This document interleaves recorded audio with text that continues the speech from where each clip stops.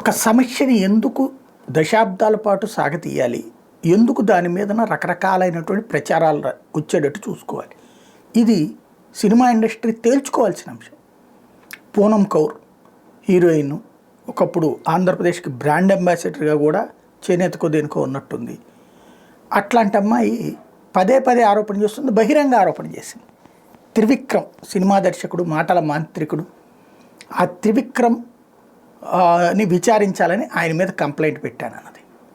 అయితే మాకు ఎట్లాంటి లిఖితపూర్వక కంప్లైంట్ ఇవ్వలేదు, ఆవిడ మా ట్విట్టర్లోనూ ఫేస్బుక్లో కాదు, మాతో డైరెక్ట్గా మాట్లాడితే మేము సాల్వ్ చేస్తాం.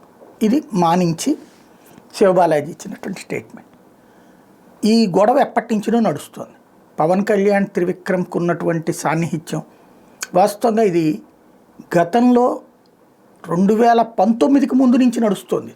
అప్పట్లో తెలుగుదేశం అనుకూల మీడియా అమ్మాయిని పంజాబ్ వెళ్ళి మరీ ఇంటర్వ్యూలు చేసే ప్రయత్నం చేసింది. తద్వారా పవన్ కళ్యాణ్ నిరికిచ్చాలనుకున్నారు. 2018లో వాళ్ళకి గొడవ వచ్చినటువంటి సందర్భం. ఆ తర్వాత 2019 తర్వాత వైసీపీ వాళ్ళు ట్రై చేశారు, వాళ్ళ కాలేదు. అమ్మాయి ఎక్కడ పవన్ కళ్యాణ్ గురించి ఏమి నెగిటివ్గా చెప్పలేదు స్టేట్మెంట్, బట్ అప్పుడప్పుడు చురకలు మాత్రం వేస్తూ ఉంటుంది. అసలు త్రివిక్రమ్ని అమ్మాయిని కూర్చోబెట్టి ఏంటి అసలు ఆవిడ సమస్య ఏంటి, అట్లాగే త్రివిక్రమ్ ఇలా కూర్చోబెట్టి మాట్లాడే ధైర్యం సినిమా ఇండస్ట్రీలో ఎవరికి లేదు.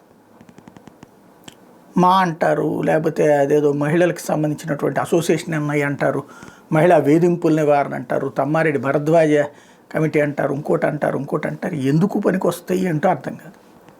ఇంకోటి, సినిమాల్లో మాత్రం చిన్న కష్టం వస్తే చాలు హీరో గారు రెచ్చిపోయి హీరోయిన్ గారి కోసం ప్రాణాలైనా అర్పించేస్తారు, లేకపోతే అవతల వాళ్ళ ప్రాణాలైనా తీసేస్తారు. నిజ జీవితంలో అదే సినిమా రంగంలో ఉన్న ఒక హీరోయిన్ అడుగుతారు.